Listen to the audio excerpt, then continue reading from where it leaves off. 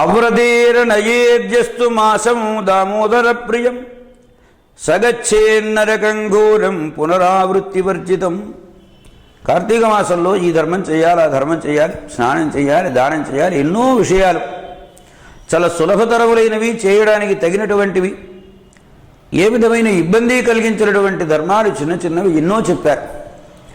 ఇన్ని చెప్పినా ఏమీ దామోదరకు అత్యంత ప్రీతిపాత్రమైనటువంటి ఈ నెల రోజులలో ఏ నియమము పద్ధతి లేకుండా ఎవరైతే గడిపివేస్తారో ఘోరమైనటువంటి నరకాన్ని పొందుతారు సుమా అని ప్రారంభం చేశారు వశిష్ఠ మహర్షి జనక మహారాజుకు చెబుతున్నారు.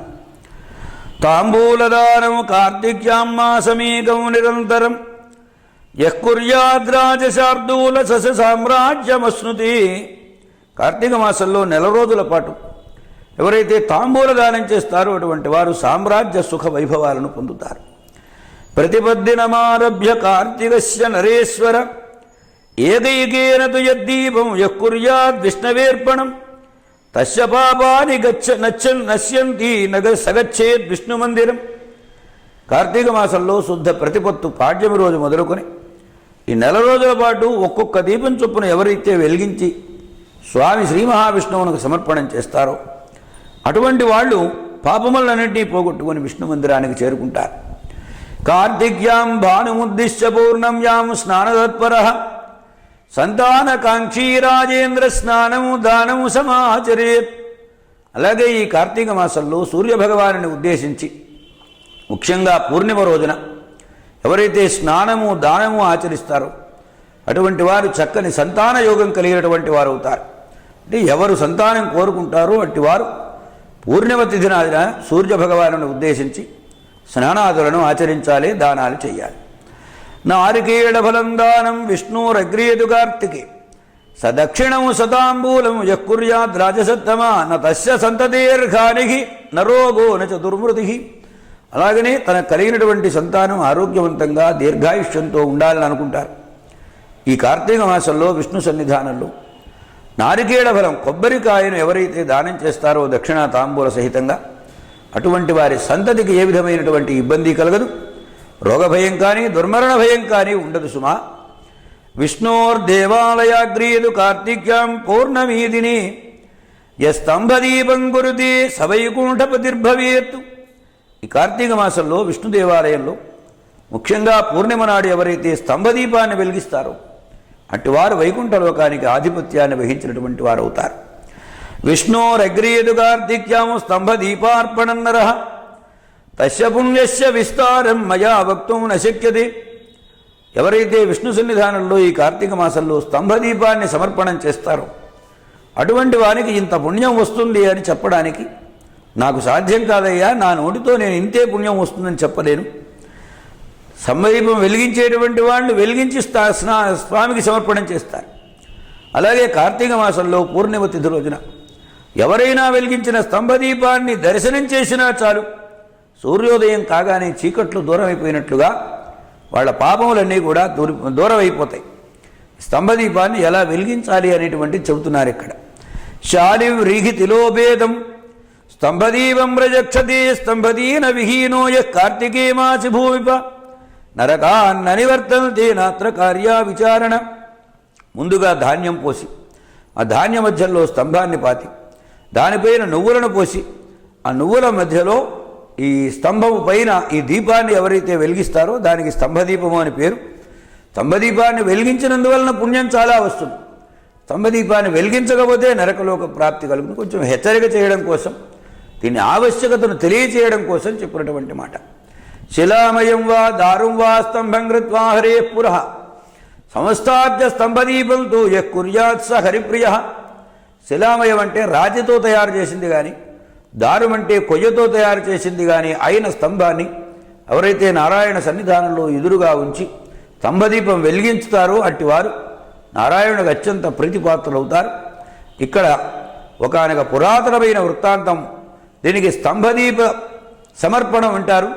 ఈ స్తంభదీప సమర్పణం అనేటువంటి చేస్తే వచ్చేటువంటి ఫలితం ఎలా ఉంటుందో దాన్ని తెలియచెప్పే ఒక కథ ఉన్నది, చెబుతాను జాగ్రత్తగా వినవయ్యా.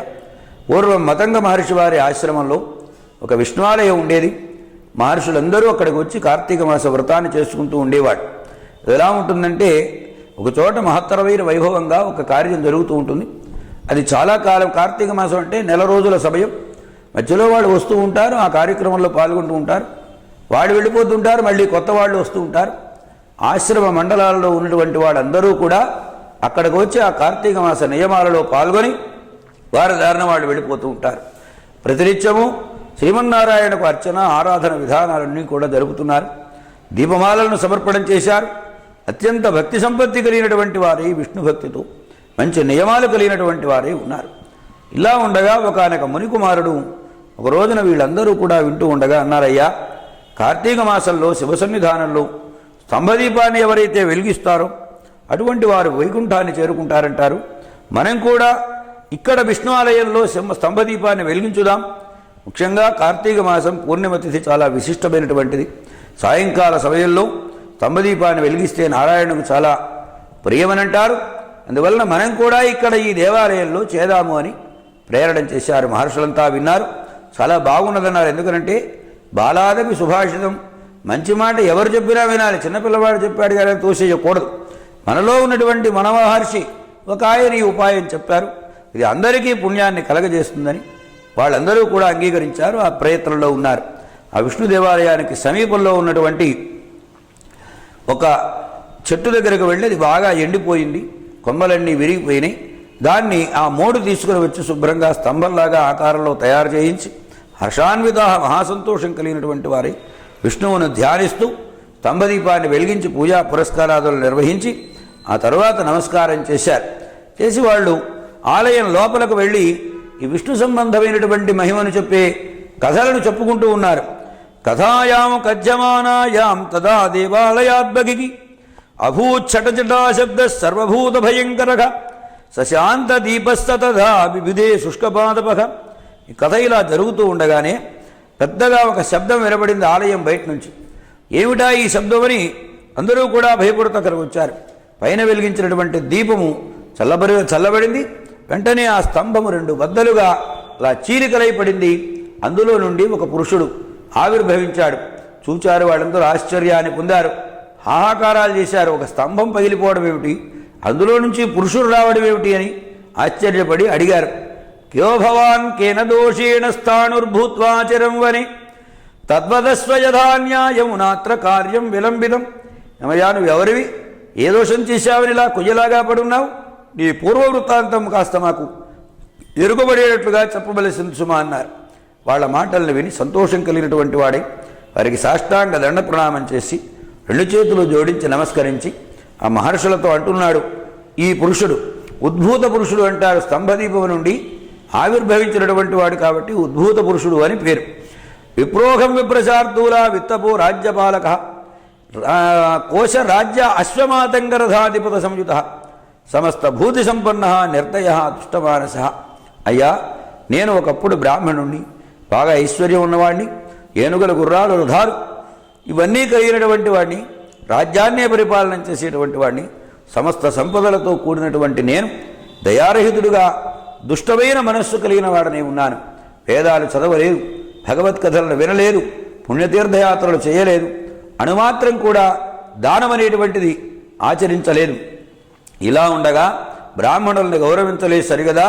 వాళ్ళెవరైనా నా దగ్గర అవసరం ఉండి వస్తే వేదాఢ్యులైనటువంటి వారు, పురాణ పుణ్యపురుషులైనటువంటి వారు, దయారసం కలిగినటువంటి వారు, మంచి ఆశ్రయం ఏదైనా దొరికితే హాయిగా సుఖంగా జీవితం గడిపేదామని అన్నటువంటి వారు నా దగ్గరకు వచ్చేవాడు.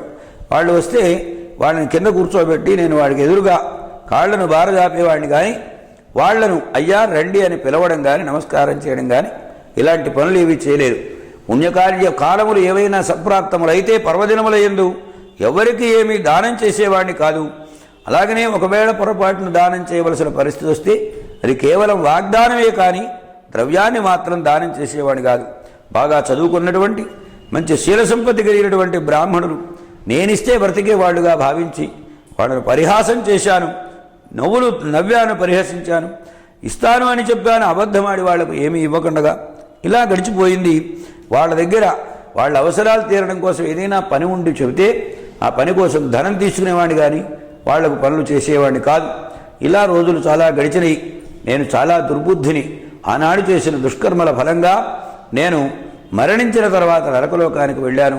నరకలోకంలో దుఃఖాలు అనుభవించాను. ద్విపంచాశత్ సహస్రాణి జన్మాని శ్వానయోషు జన్మాసీదశ కాకానామయితం జన్మవై పునః శరటే త్వయితం జన్మ విష్టాక్రమిజనిస్తథ కోటివారం భూర్హత్వం స్థాణుత్వం చ దదారక. ఇలా సుమారుగా 50,000 జన్మలు కుక్క జన్మలెత్తాను. 10,000 జన్మలు కాకి జన్మలెత్తాను. తొండగా 10,000 జన్మలెత్తాను.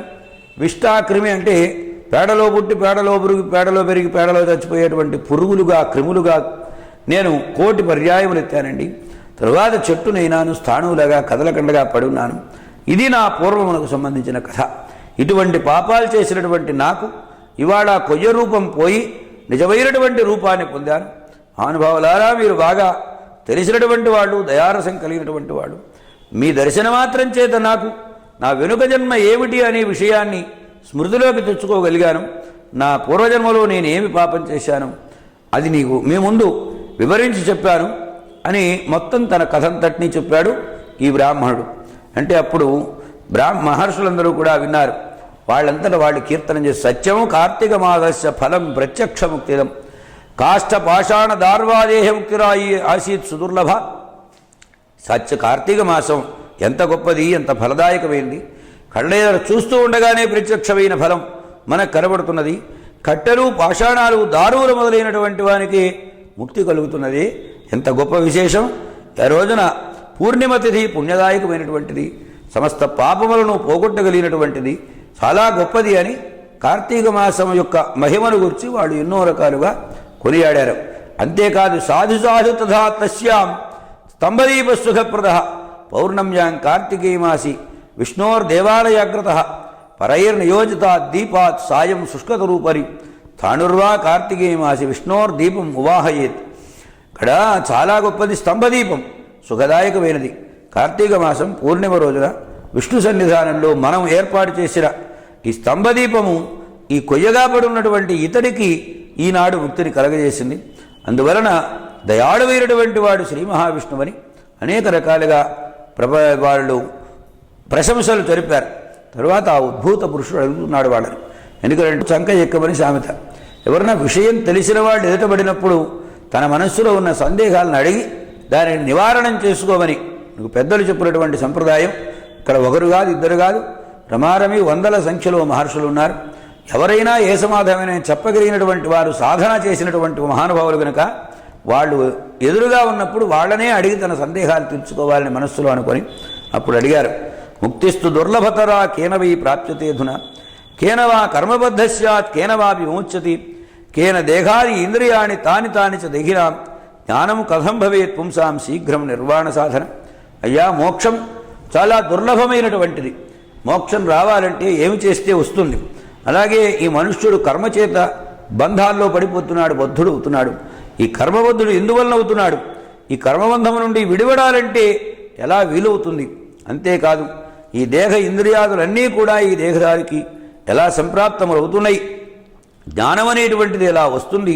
ఎందుకంటే జ్ఞానం వస్తే మోక్షం వస్తుందని. జ్ఞానాదేవ హి కైవల్యం అని శంకర భగవత్పాదుల వారు చెబుతారు. అందువలన జ్ఞానము ఏ ఉపాయం చేత లభిస్తుంది? ఈ సమస్తము తెలిసినటువంటి జ్ఞాన నైపుణ్యం కలిగినటువంటి మహానుభావులు మహర్షులు కనుక నాకు ఈ విషయాలను చెప్పవలసింది సుమా అని ప్రశ్న వేశాడు ఈ స్తంభం నుండి ఆవిర్భవించినటువంటి ఉద్భూత పురుషుడు. వెంటనే వాళ్ళందరూ కూడా సంతోషపడి అక్కడే ఉన్నటువంటి అంగిరస మహర్షి వారిని చూచి, అయినా నువ్వు చెప్పు, అతను అడుగుతున్న ప్రశ్నలకు సమాధానం. ఆయన సర్వము తెలిసినటువంటి మహానుభావుడు. మహర్షులందరినీ చూచి అప్పుడు అంగిరస మహర్షి వారు ఈ ఉద్భూత పురుషునకు తాను అడిగినటువంటి ప్రశ్నలకు సమాధానాన్ని చెప్పబోతున్నారు. ఇక మిగిలినటువంటి సమాధాన విశేషాలు రేపు చెప్పుకుందాం. ఈరోజుకు సెలవు.